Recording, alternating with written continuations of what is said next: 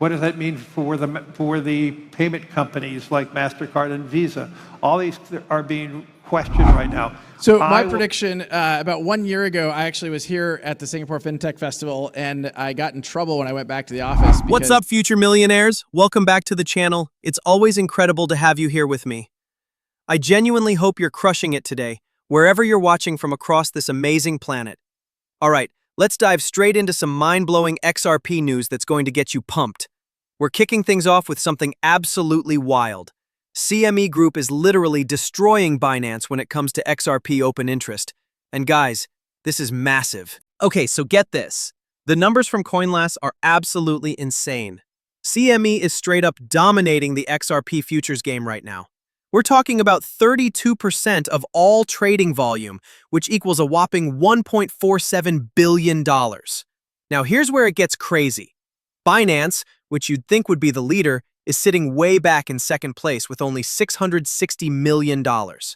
That's less than half of what CME is doing. And Bybit, they're trailing behind in third with $599 million. But here's the backstory that makes this even more exciting. CME only launched their XRP futures market back on May 19th, and it was huge news when it happened. Then, just this past October, they dropped another bombshell announcement.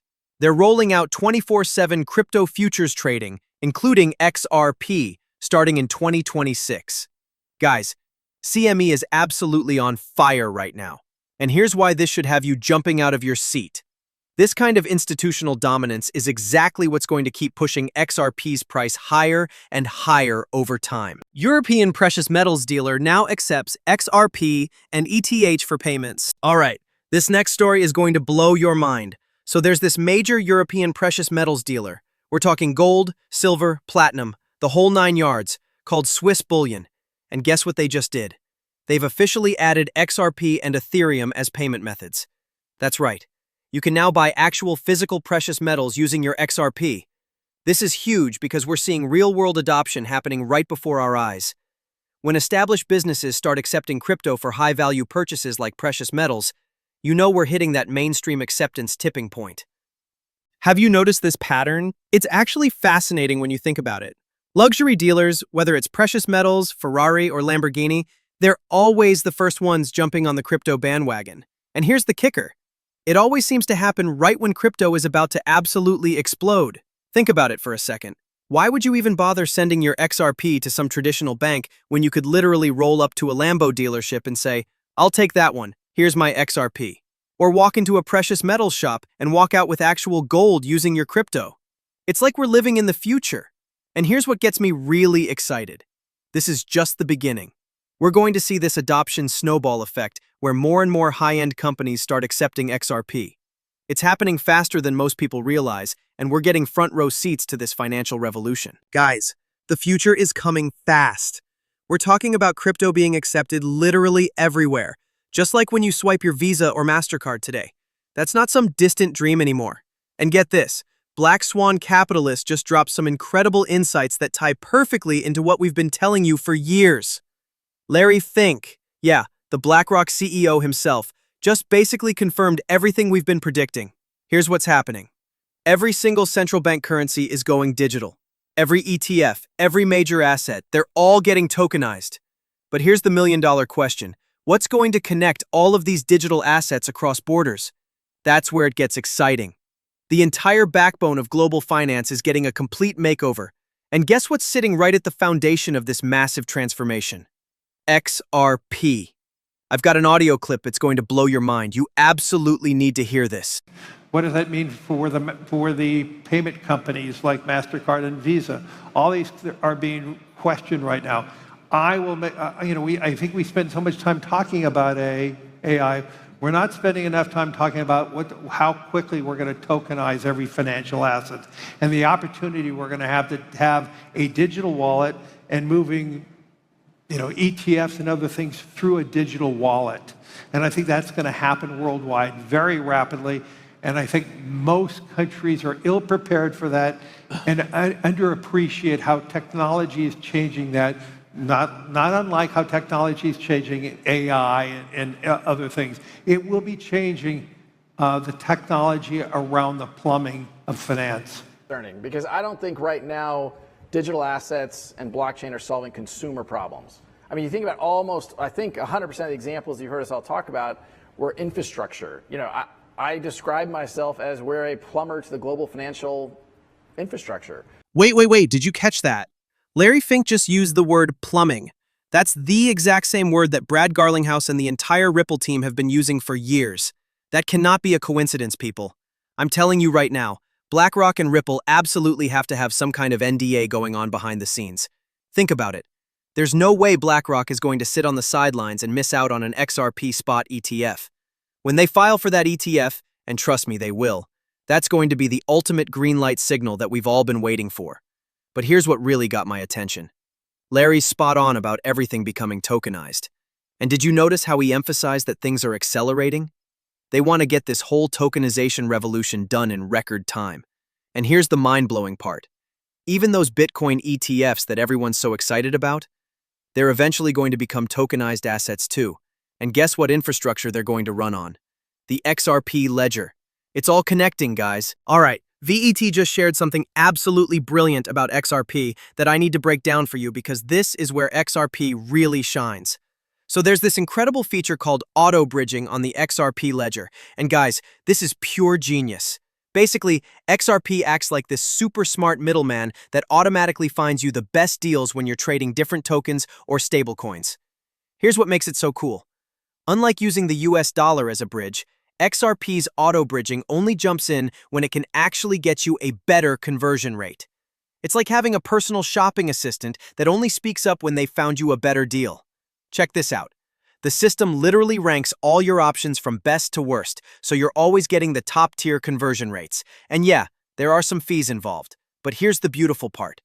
The XRP Ledger is designed to give you the absolute best rate possible while slashing your transaction costs. This is what I love about XRP. Everything, and I mean everything, was built from the ground up with one goal in mind: making payments lightning fast and dirt cheap. It's not an afterthought, it's the entire foundation. Okay, this is absolutely fascinating. So Ripple's CEO Brad Garlinghouse sat down with Ross Lacow. He's the Deputy General Counsel at the IMF. And Brad made this bold prediction that literally gave me chills. He said, and I quote, "Within a year, I predict that financial institutions like banks will be using XRP in their payment flows." And guess what? The man was right. Banks are actually using XRP now. But here's the thing. While Brad nailed the big picture, his timeline was just a tiny bit off. Sometimes these massive financial shifts take a little longer than even the experts predict, you know? You've got to hear this clip for yourself because it's incredible to see how spot on his vision was, even if the timing wasn't perfect. So my prediction, about 1 year ago, I actually was here at the Singapore Fintech Festival, and I got in trouble when I went back to the office because the PR team said I had overstepped by predicting that within a year, I predicted that financial institutions like banks would be using XRP in their payment flows. And that was a year ago that I made that prediction, and I go back to the office and everybody was like, "Brad, you're not allowed to say things like that." It turns out I was right, which I remind the team of. So now as I look forward a year from now, like what are the things that are hard for us to imagine being true? And not even specific to Ripple or to XRP's community. I think one of the things that will surprise us a year from now is that banks will be custodying digital assets directly. And I think right now we think about that and think, look, there's no way that's going to happen. They're too conservative. And I think what you're seeing is, two things happening. One is banks are seeing that a lot of money is being made by digital asset exchanges globally, and banks are profit motivated. The second, and as we've talked about up here, certainly Ross has made very clear, is regulatory clarity and regulatory frameworks enable banks and financial institutions to lean into these markets. And I think we will surprise ourselves by this time. And by the way, I'll also predict that it will be banks in the ASEAN markets where there is this regulatory clarity and there is a lot of progressive forward thinking. They'll be the first to actually allow for crypto assets custody in their accounts. So here's where things get really exciting. The banks finally got the green light to custody crypto, but here's the catch. Most of them are still sitting on the sidelines because we still don't have clear regulations here in the US. It's like being told you can drive, but not knowing what the speed limit is. But check this out. Overseas, it's a completely different story. Banks over there are absolutely crushing it because they've already got their regulatory frameworks locked and loaded. Now, about Brad's prediction. Yeah, his timeline was a bit optimistic, but guys, that timeline is literally unfolding right before our eyes as we speak. Here's my bold prediction. I think we're going to see US crypto regulations finalized by the end of 2025. And honestly, they have to get this done, or we're going to get left in the dust while the rest of the world races ahead. The moment, and I mean the moment, those regulations drop, you're going to see banks diving headfirst into this space like never before. They're already interested, but once they have that regulatory clarity, game over. It's going to be an absolute flood of institutional adoption. All right, so Peter Schiff just dropped this bomb that's got everyone talking. He said Bitcoin's value basically depends on finding more and more people to buy into the hype, and when that belief starts cracking, Bitcoin's going to come crashing down hard. Of course, everyone immediately jumped on him like, oh, he's just a gold bug, he doesn't get it. But here's the thing, and I've been saying this for ages. He's actually onto something here. Think about it. Bitcoin literally runs on pure belief. It's this collective faith that the price will just keep climbing forever and ever. But guys, here's the reality check. That kind of belief system can't last forever. All it's going to take is one cryptocurrency to overtake Bitcoin's market cap. Just one. And the moment Bitcoin loses that #1 spot, that's when the whole house of cards comes tumbling down. The belief system dies and Bitcoin slowly fades into the background. Here's what people don't want to admit. Utility is everything in the long game, and that's exactly why Bitcoin is going to become irrelevant over time. It's not about the hype.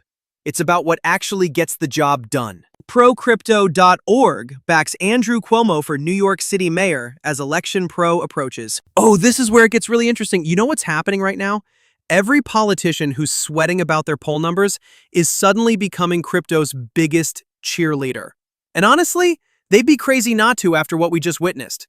Think about it. Crypto absolutely transformed the presidential election. It was like watching a political earthquake in real time. And now, every smart politician is looking at the midterms thinking, I better get on the crypto train or I'm toast. Here's the brutal truth. If you're not pro-crypto going into the midterms, you're probably going to get steamrolled. Why? Because there's serious money flowing behind crypto-friendly candidates. We're talking massive financial backing. But here's what's even more powerful than the money. And this is what politicians are finally understanding. Americans are absolutely fired up about innovation. They don't want to sit on the sidelines anymore. They want the United States leading the charge when it comes to crypto and cutting-edge technology. It's not just about winning elections anymore. It's about America's future in the global innovation race. Right? And trust me, we're going to see this crypto political wave get even bigger as we get closer to those midterms. But speaking of big moves, Ripple just made a massive announcement that's got me absolutely pumped. They've launched this brand new advisory council. And guys, this isn't just any ordinary committee.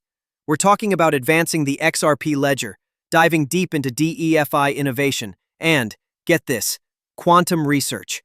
This is huge because it shows Ripple is thinking way beyond just payments.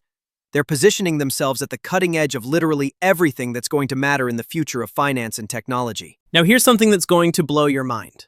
Quantum computing is going to be a massive threat to most blockchains in the future. Like, we're talking about potentially breaking the security that everything relies on. But this is where Ripple is playing absolute chess while everyone else is playing checkers. David Schwartz, the chief cryptographer himself, has already confirmed that the XRP Ledger will be quantum-proof when the time comes. He's not panicking about it, but they're already laying the groundwork right now. That's what I call strategic thinking. And here's the crazy part. We're still so early in this whole quantum game. I'm predicting that quantum computers are going to become a real force around 2027. But guys, think about what else is happening around that exact same time frame. We're going to see the new financial system fully emerge. AI is going to be everywhere. And get this, I think we'll literally have robots working alongside us in most places by then. 2027 is shaping up to be the year everything changes. And Ripple? They're already preparing for that future while everyone else is still catching up to today. You can literally see how they're putting AI development into hyperdrive right now. But here's something that's got me scratching my head. DNA Protocol just announced that lab enrollment has officially kicked off in Tunisia. This is a huge milestone because it marks their expansion into North Africa, and they're getting certified labs and clinics to store genomic identity data directly on the XRP Ledger. Now, I've got to be completely honest with you guys. I have super mixed feelings about this whole DNA protocol thing, and I want to hear what you think. On one hand, I can see the appeal. It's decentralized DNA storage. You own your genetic data, and it's secured on the XRP Ledger instead of being controlled by some big corporation or government. That actually sounds pretty empowering, right? But then there's this other side of me that's like, wait a minute, this feels dangerously close to digital ID territory. And I'm going to be real with you, digital IDs make me seriously uncomfortable. There's something about having all that personal data digitized that just doesn't sit right with me. So I'm throwing this question out to you. What do you think about DNA protocol? Are you excited about owning your genetic data? Or does this whole thing give you the creeps like it does me? Drop your thoughts in the comments. Seriously, drop your thoughts in the comments below. I'm genuinely curious where you all stand on this. But switching gears to some breaking political news that's got Washington buzzing, Senate Democrats are absolutely demanding answers about Trump's pardon of Binance's CZ. This is getting spicy, folks, because you know this isn't just going to quietly go away. Hold up, hold up! What about Hunter Biden's pardon? What about all the other controversial pardons we've seen over the years? The hypocrisy here is absolutely mind-blowing. And get this, Maxine Waters is leading the charge on this whole thing. Are you kidding me right now? This is the same woman who was literally blowing kisses to Sam Bankman-Fried right before FTX went up in flames. You cannot make this stuff up, people. Of course they're going after CZ's pardon. It's so predictable at this point. But here's where things get interesting. CZ is not taking this lying down. He's actually threatening to fight back against Elizabeth Warren and all the others who are coming for him on X and social media. And honestly, good for him. It's about time someone stood up to these politicians who love to point fingers while conveniently ignoring their own questionable connections. This is getting messy, and I am absolutely here for it. House Democrats target President Trump with bill to ban lawmakers from owning crypto. But it's not just the politicians themselves. We're talking about their entire families getting in on the action too. And speaking of questionable moves, what about all that insider trading happening in the stock market?